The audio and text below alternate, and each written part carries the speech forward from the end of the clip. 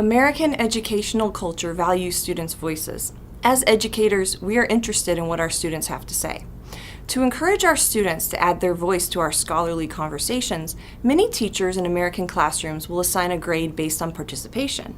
And participation is often shorthand for spontaneous verbal participation during class meeting time. One common faculty complaint is that international students do not participate in class discussions as much as they would like. This is a concern because participation in classroom discussions is considered a hallmark of active learning. In this video, we will look at some of the reasons students from other cultural backgrounds might not participate as much as students from a mainstream American educational background, specifically looking at three cultures: China, Turkey, and the Warm Springs Indian Reservation. Then, we will explore some different ways to assess students' engagement with the material to give you some alternatives to group discussions. Finally, we'll look at a few ways to restructure your group discussions so that all students feel comfortable participating. The behavior teachers expect from students in classrooms is highly culturally dependent. Most of the expectations surrounding classroom behavior have been codified in unspoken rules implicitly taught to students from a young age. These rules become internalized and exist for most of us below the threshold of our awareness. For students entering the class from a different educational culture, these unspoken rules are part of the hidden curriculum. Let's look at some differences in expected classroom behavior in a few different cultures. According to Open Doors 2017 report, over 33% of all undergraduates in American universities came from China. So it makes sense to examine expected classroom behavior there. Cortazzi and Jin surveyed Chinese students about their experience in American college classrooms and noted differences in the types of questions Chinese students ask, the frequency with which they ask questions, and the purpose of these questions when compared to American students. Let's begin with one of the most salient differences, the amount of student talk expected in the classroom. In China, teachers are expected to speak and students are expected to listen. However, teachers are more responsible for students' learning than in America, where we expect students to be more independent. Cortazzi and Jin explain, Chinese students with problems in the class expect the teacher to realize this and offer help, whereas the Western teachers will usually assume that the students with problems will ask for help. Chinese students rarely ask questions when they don't understand in class. As Cortazzi and Jin explain, Chinese students value thoughtful questions which they ask after sound reflection. Western students appear to ask spontaneous questions, while Chinese students tend to ask questions only after long thought. Less thoughtful questions may be laughed at by other students. So right off the bat, there is a disconnect between who is expected to clear up student confusion. Second, the nature of the questions students pose to the teacher differ in China compared to American classrooms. Let's travel now to Turkey, where there are cultural differences between what information is seen as worthy of being shared in a classroom environment. Todder reported one Turkish student studying in the U.S. was surprised at the information his American classmates chose to share.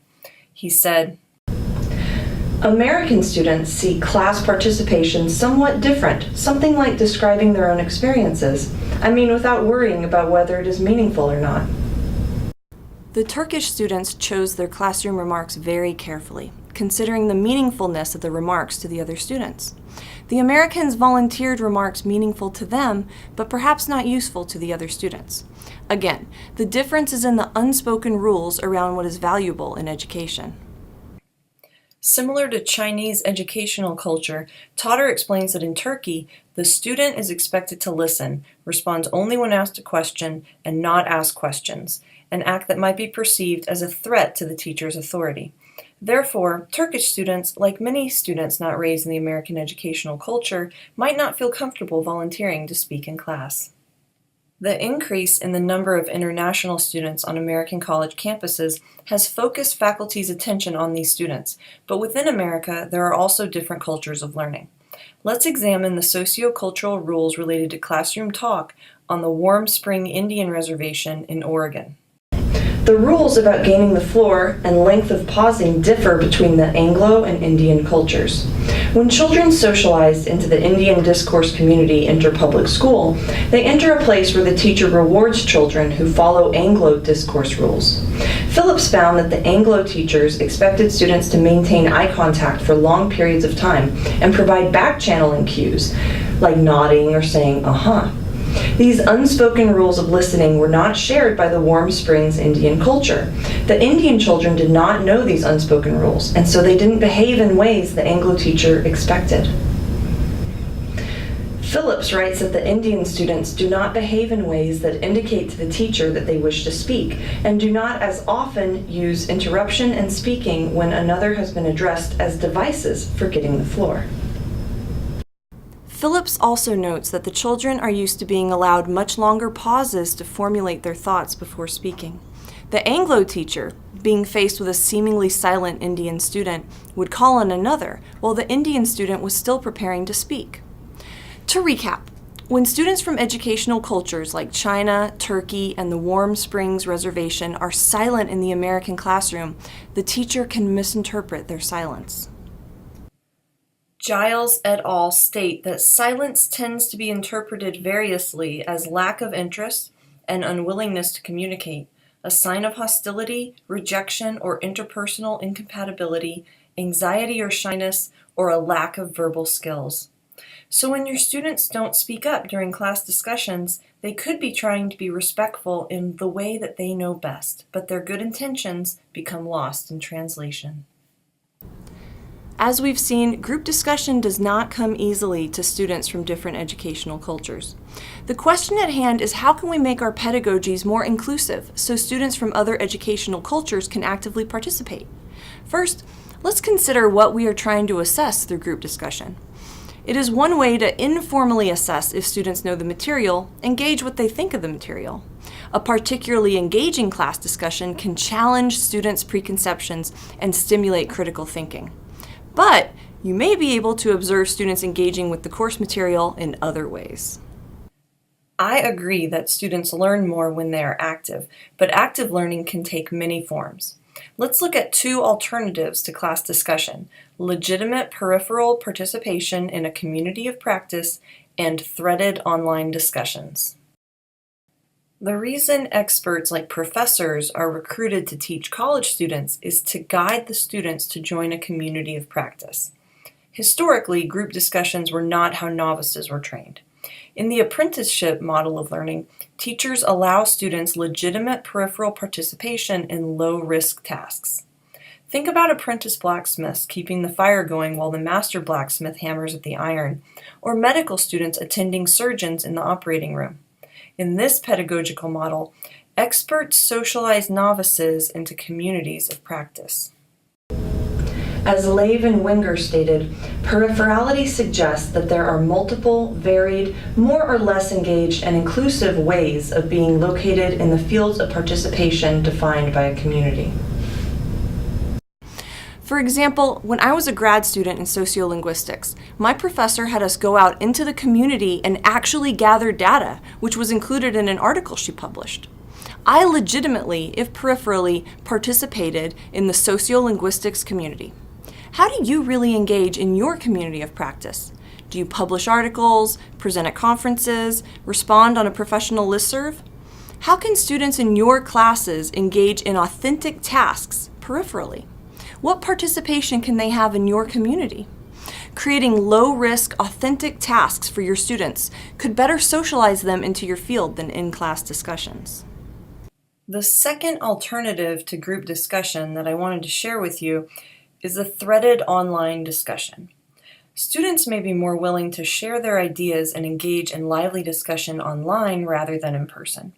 Threaded discussions online allow students to have discussions about the material at their own pace. Some students reticent to speak in class find their voice online, so offering threaded online discussions occasionally will give shyer students an opportunity to participate in the class discussions. As an added bonus, written discussions are also easier to grade. If you decide classroom discussions are absolutely crucial to your classes, here are 4 practical suggestions for encouraging more participation. My first suggestion is to put students in small groups instead of having whole class discussions. In large groups, some students struggle to gain the floor, but the distribution of talk time is more equitable in smaller groups.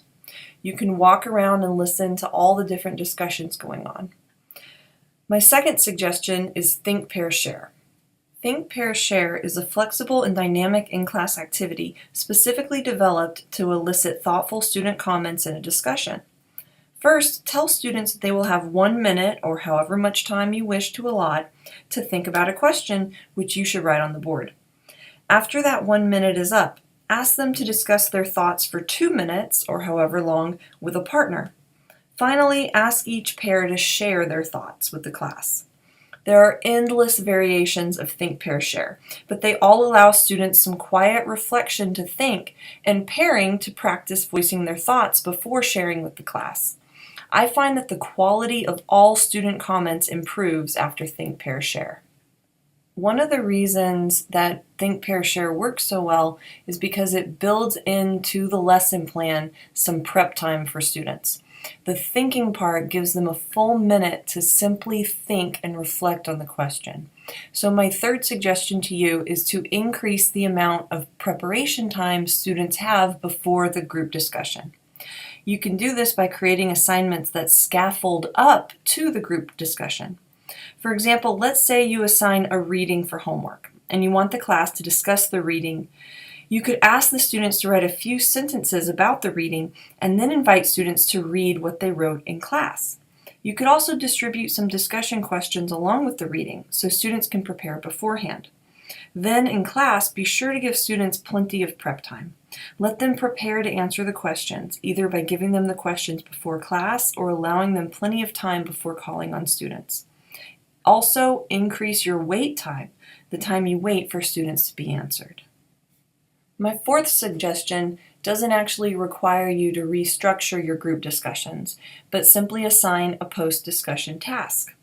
Students often concentrate so hard on what they're going to say and how to score points that they fail to really listen to others. To help students reflect on the discussion process, assign a post-discussion task in which students write about how the discussion changed their thinking or understanding. Finally, remember that international students feel more anxiety when speaking in class. Instructors can take steps to lower students' anxiety levels. Be encouraging. Be positive about their ability. Be empathetic. And keep in mind that gaining the floor and speaking fluently about highly complex academic topics might be an entirely new experience. So make your expectations explicit.